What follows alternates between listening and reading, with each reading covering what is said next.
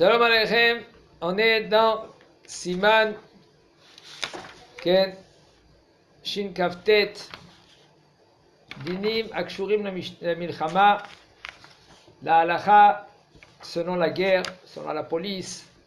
La police ici on est maintenant selon la police, il nous dit le Rav Asur liten tviat etzvot beshabbat ou beyom tov, c'est Asur de donner des empreintes. Empreintes. Par exemple la police elle vient, peu importe pourquoi, quelle raison, il dit au bonhomme viens, donne-moi ton doigt et puis tu n'as pas le droit de lui donner.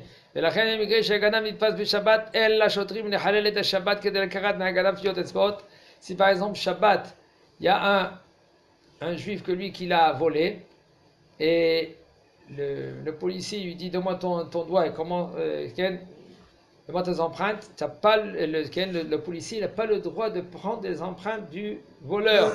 Shabbat. וגם כן, לא יקחוהו לבית מצב בשבת ברכב, aussi de ne pas le prendre à la police avec la voiture. Et là, il y a la beau à choutrim beregel. Il faut le prendre tu prends les menottes, tu lui mets les menottes, mais tu n'as pas le droit de l'emmener à la voiture.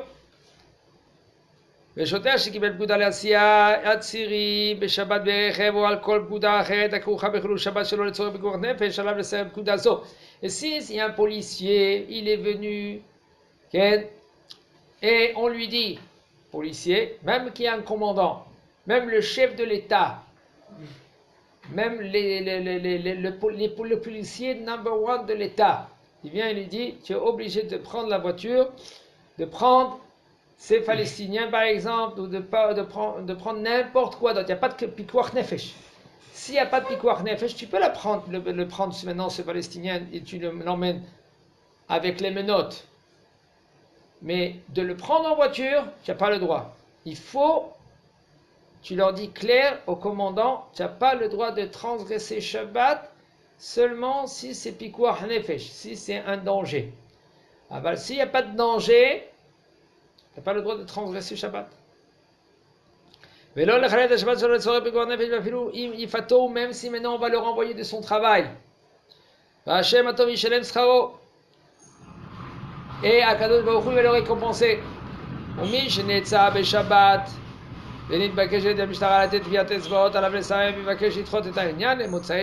si maintenant, Shabbat, quelqu'un il a été arrêté, on lui prend, on lui dit écoute, il faut que tu donnes tes empreintes. Assour d'écouter à la police. הרואה בשבת תנועה חשודה או אנשים חשודים, קיים חשד סביר שמחבלים נמצאים במקום, מצווה להזעיק את המשטרה כדי למנוע ספק סכנת נפשות. Un homme qui voit Shabbat, par exemple, un mouvement des gens qui sont soupçonnés. On les soupçonne, peut-être que ça peut être des terroristes. Tu es obligé de prendre ton téléphone, appeler, même si tu as un flingue, de prendre ton flingue, etc. et de faire le nécessaire pour éviter sakanat nefashot. המוצא חפץ חשוד בשבת, שיש חשש סביר שיש חומר נפש בחפץ, צריך להזמין מיד את המשטרה. Un homme que lui qui voit un Chefetz Rashoud. Chefetz Rashoud, ça veut dire que c'est un objet qui soupçonne, qu'on soupçonne si par exemple c'est une bombe. Alors, il faut appeler immédiatement la police, qu'elle vient pour voir si vraiment c'est une bombe ou non. ואף שיכול לעמוד על המשמר ולהרחיק את האנשים מהמקום עד מוצאי שבת מכל מקום, יש חשש שיש במקום עוד חפץ חשוד. Il dit le Rav, et même si maintenant, tu te trouves sur place, et toi, tu peux écarter les gens qui n'arrivent pas vers la bombe, s'il y a une bombe, ou un safek bombe. Tu peux écarter les gens de là-bas, ça veut dire tu te mets là-bas, et tu écartes les gens quand même, on craint qu'il y a peut-être une autre bombe. Vous savez ce qui s'est passé en Israël. En Israël, ça s'est passé combien de fois les terroristes, ils mettaient 2 bombes. Après que la première bombe elle a éclaté, peut-être 2 personnes ou 3 personnes ils ont été blessés. Et après, les gens ils sont arrivés. 1 minute après, la deuxième bombe elle a déclenché. Alors, chez Mishmo, il faut oui, appeler la police même si tu peux écarter les gens. כפי שקרה כמה פעמים ולכן יש להזעיק את המשטרה באופן מיידי ובפרט שמעיקר הדין אינו חייב לעמוד על מקומו במשך כל השבת ולהזהיר את הבריות לבל יתקרבו למקום הסכנה. Selon la halakha, pas besoin de se tenir là-bas et de renvoyer les gens. Tu appelles tout de suite la police et il n'y a aucun problème. קצין של הצבא שהתבקש על ידי השלטונות להעביר הודעות למדור הנפגעים על כל מקרה של פצוע או הרוג עם קבלת ההודעה כולל שבת, אין לו להודיע על כך בשבת.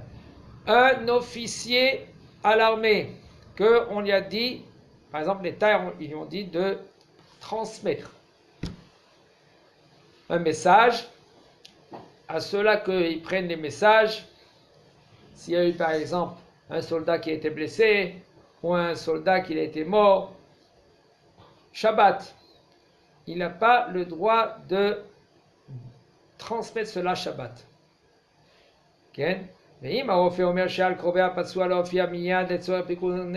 maintenant le docteur a dit, écoute, tu es obligé d'appeler tout de suite la famille, parce que c'est un danger, que s'il ne va pas voir la famille, il peut mourir d'un instant à l'autre.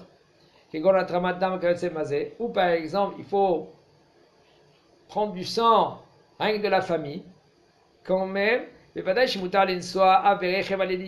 c'est moutard de prendre la voiture et d'y aller prendre un de la famille et de venir l'emmener à l'hôpital. Si le docteur il demande, et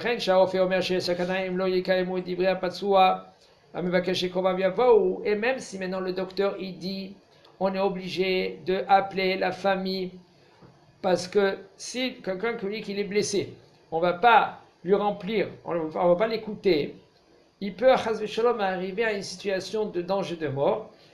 Et rien que, puisque maintenant tu vas y aller chercher sa famille, il va se calmer.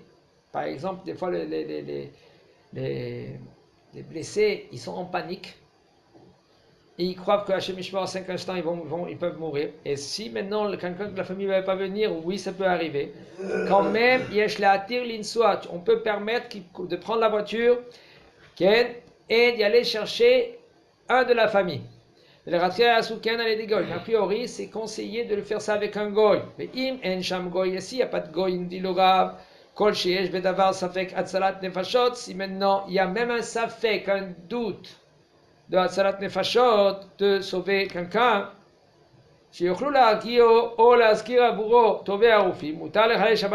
donc si on peut le calmer, quand même, on peut être Mechalel le Shabbat pour le sauver. Et